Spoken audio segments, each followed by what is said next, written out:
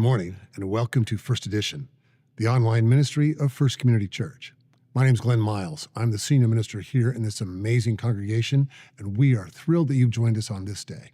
And we want you to know, no matter who you are, where you're from, what you believe or even don't believe, you, as you are welcomed and accepted in this church.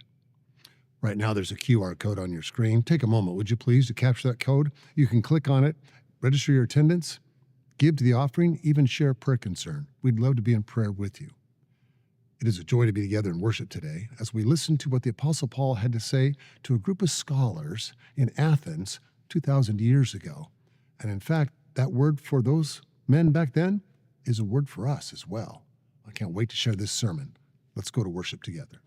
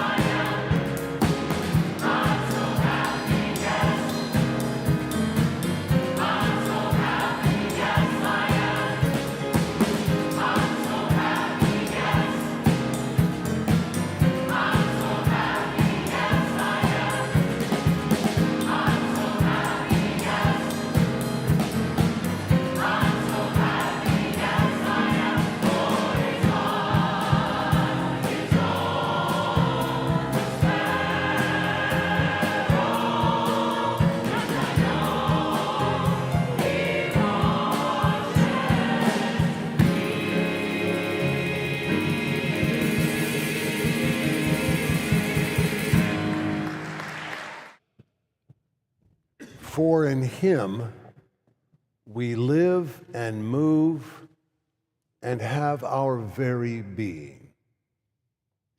We might say at First Community, for in God we live and move and have our very being. These are the words of an ancient Greek poet who lived 600 years before the time of Christ. His name was Epimenides. Paul is using his words as a way of introducing himself to the Athenians. He's there at the Areopagus to preach to the academic elites, to the poets and philosophers of Greece. It's a place where they've gathered for centuries, many, many centuries, to argue theology and politics and sociology and more, to get into discussions about legal matters. He's come with the word of Jesus. But before he gets too much into his sermon, he wants them to understand that he knows them.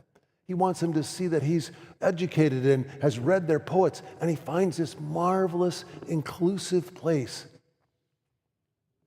to begin his sermon. For in God we live and move and have our being. The poet there is named Epimenides. Like I said, it's 600 years before the time of Christ. He was probably also, by the way, a priest of the religion of Zeus. And Paul, to make sure that he really wants him to understand how open-minded he is on this, he quotes another one of their Greek poets from 300 years before, a man named Aratus. For we are his offspring. For we are God's offspring. We're God's children. Do you see what Paul is doing here? He's coming with a heart and a mind, and literally his hands. I can see his hands being wide open as he presents to these brilliant minds at the Areopagus, bringing the idea that we are talking about the same God. The God that your own poets declared hundreds of years ago is the same God I'm coming to present to you. Now, he is very clearly a Christian, of course. He is a follower of Jesus. He's sort of inventing Christianity as he goes along. There's some argument to be had there, but he is for sure a follower of Jesus, and he wants to present to them the God of Abraham, Isaac, and Jacob. He wants to present to them Jesus the Christ, crucified, buried, resurrected.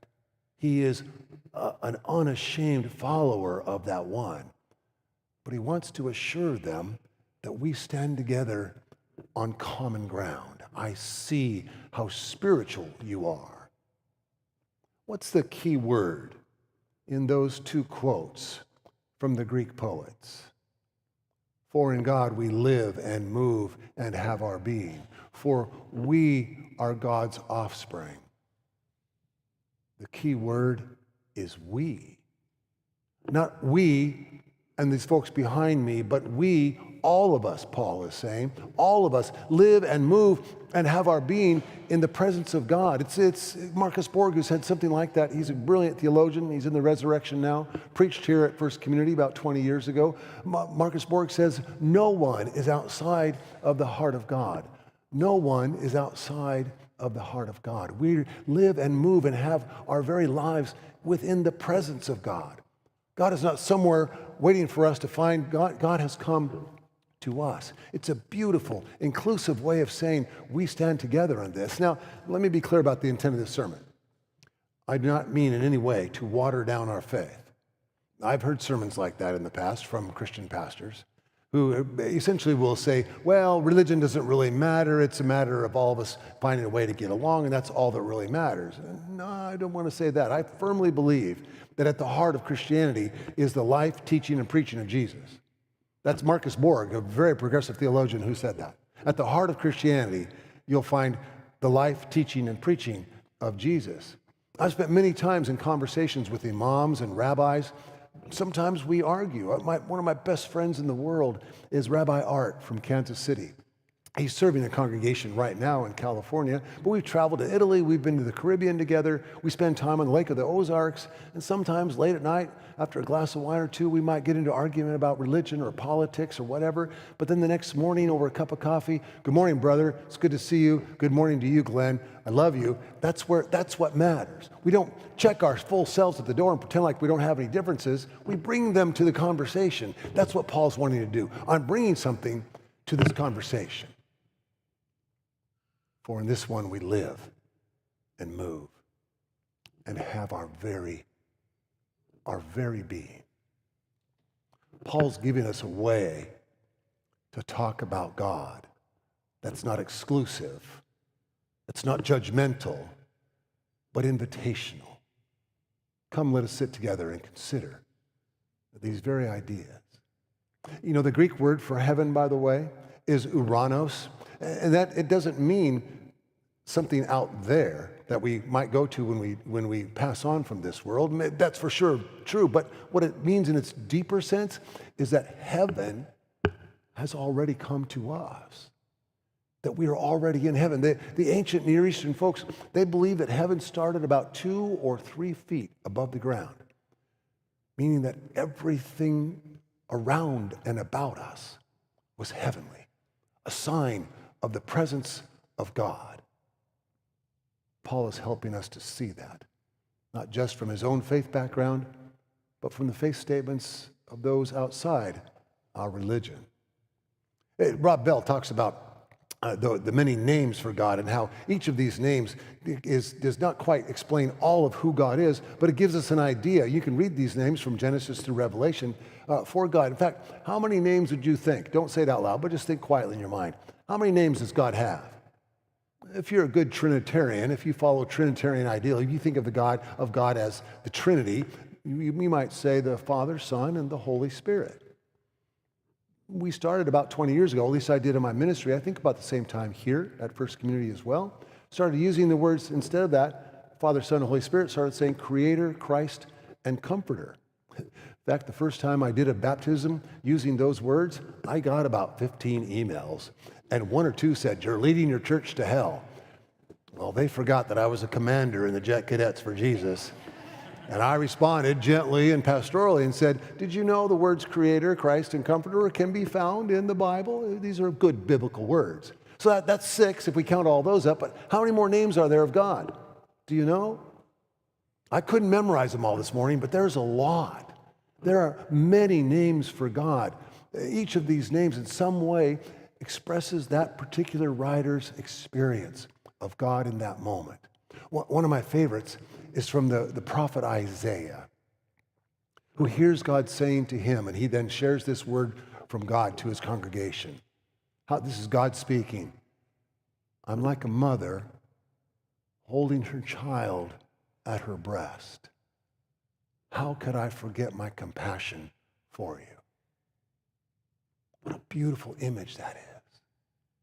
How could I forget my compassion for you? So think of the names then: Father, Mother, Creator, Christ, Comforter, Redeemer, Rock, Fortress, Judge, Warrior, Lawgiver. There's so many, each of them, again, just helping us understand one person's experience in that moment. But all of them, even still all added up, do not even come close to describing the reality that is God.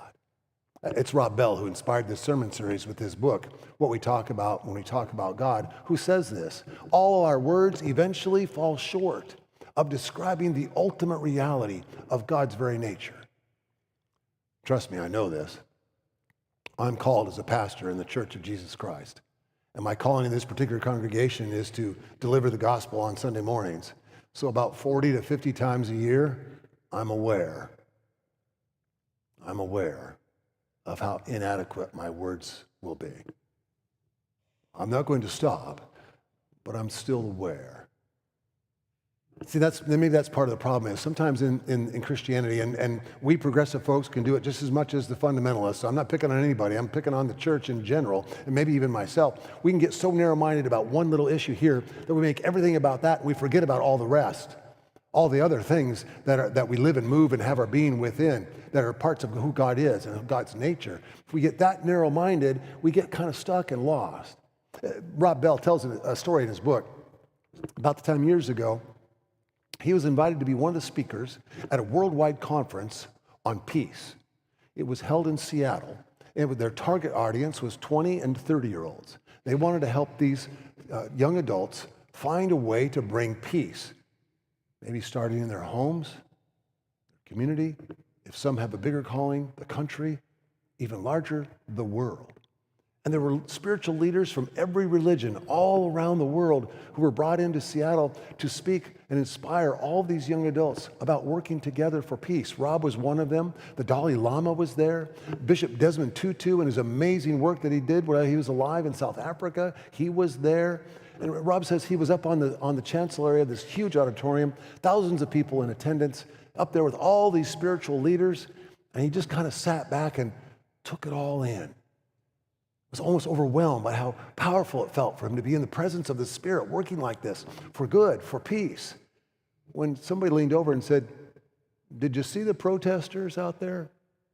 And Rob asked his friend out loud, "Who protests peace?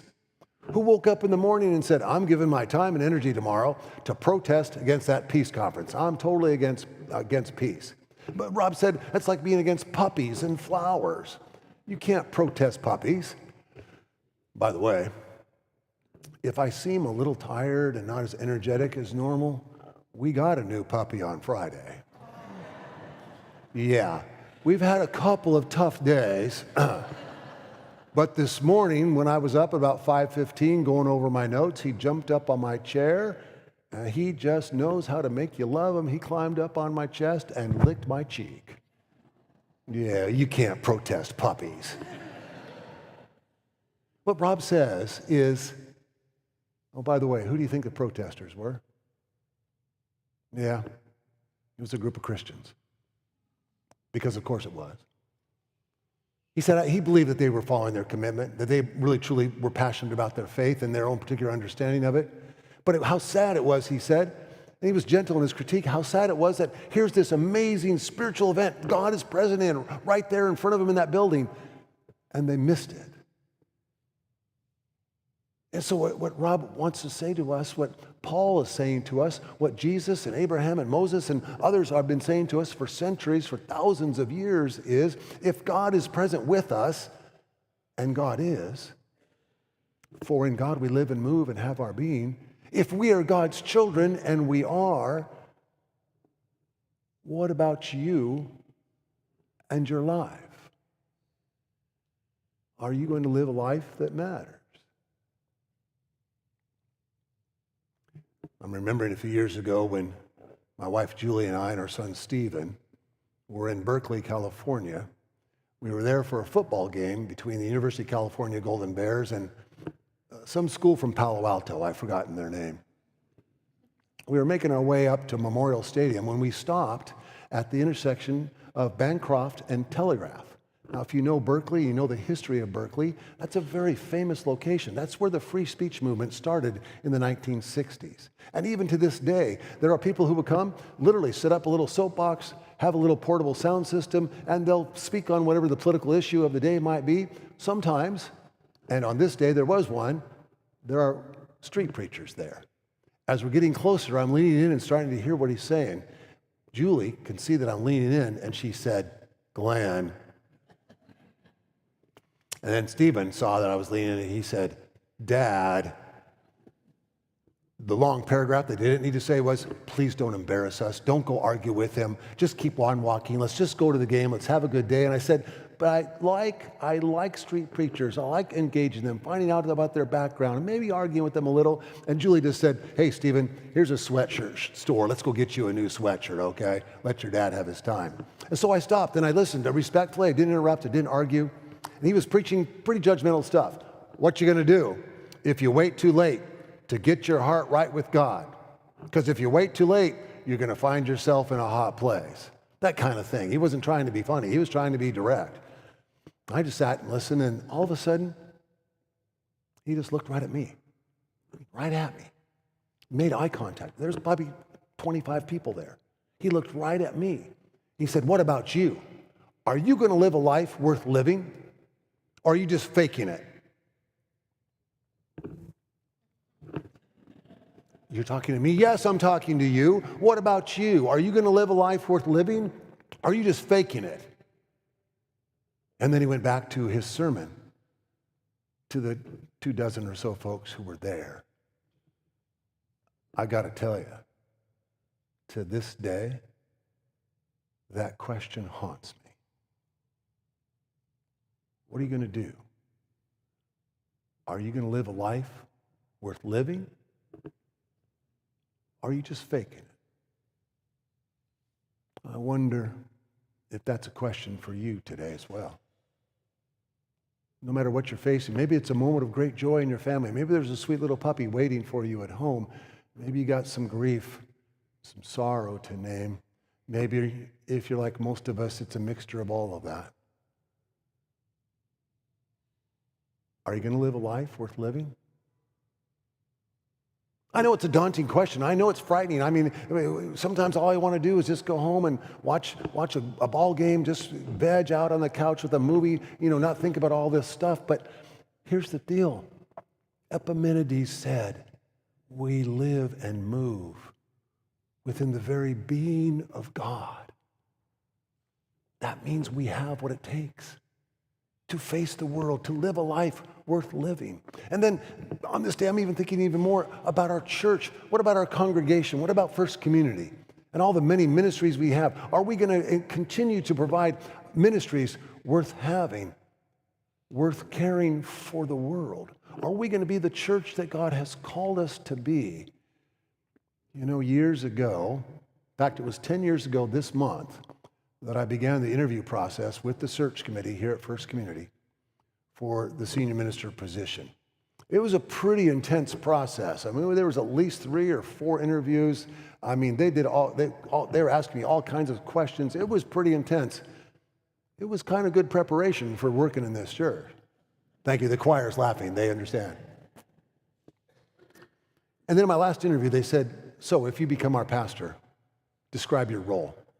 What will you do? And I said very clearly, because I thought about this all summer, what I'll do is see myself as a transitional pastor, not an interim, but a transitional. What I'll do my first day is to make sure that we look at everything in our marvelous past. The history of this church began as a little chapel at the corner of Lincoln Road and First Avenue down in Grandview, to grow on to 1320 Cambridge with a beautiful sanctuary there, to expand here to north, to create this amazing camping ministry at Camp Akita, to honor all of that. Thank God for the amazing history, the theologians in this church who stretched and expanded our way of understanding and brought the good news of Christ's love for the world in a way that maybe perhaps Columbus had never heard before. It's an unbelievable church. And then it'll be important for us to look at our future, to ask, where is God calling us to next?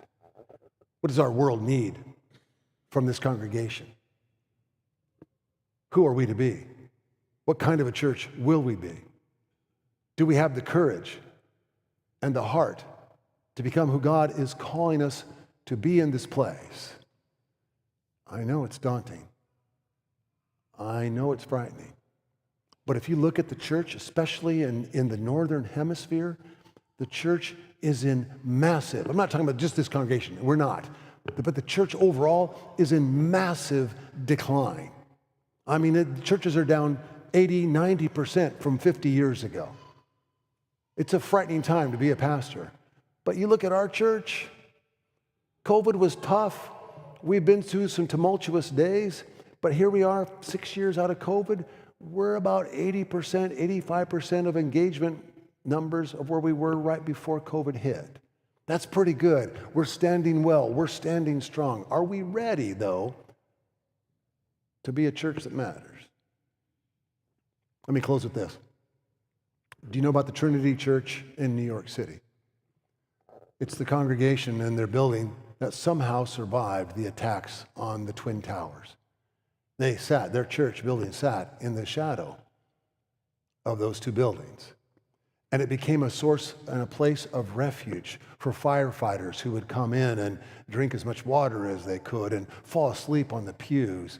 It became a place where police officers who were caught up in sorrow and grief over so many that they were unable to save, and those within their own force who lost their lives in the towers on that day. A place of solace and solitude and prayer. Amazing place. A beautiful place of ministry. And then in the 4 years after the attacks, the pastor of the church, I'm paraphrasing him now, the pastor of the church said, during that 4 years, we had over 2 million visitors. Can you imagine? 2 million in 4 years. He said, they come here as tourists, but I want them to leave as pilgrims. I want them to come here, experience the ministry we've provided, and then go out and live a life that matters. They came as tourists. He wanted them to leave as pilgrims. First Community Church, I'm here to proclaim, tourist season is over. It's time for us to move forward into the amazing and beautiful future that God has set before us. We can move in that direction now fully and completely. Why? Because in God we live and move and have our very being. With those 3 great gifts of faith, hope, and love, we can be the church that God calls us to be. Thank you for joining us for worship today. We're putting that QR code back up on the screen for you, just in case you need it. We'd love for you to capture that code, click on the link, and let us know of your attendance. If you want to give to the offering, we would love to hear from you. As you can imagine, it takes quite a bit to fund our ability to share the love of Christ around the world. We'd love for you to partner with us on that. And also, if you have a prayer concern, share that as well, because we very much want to be in prayer with you.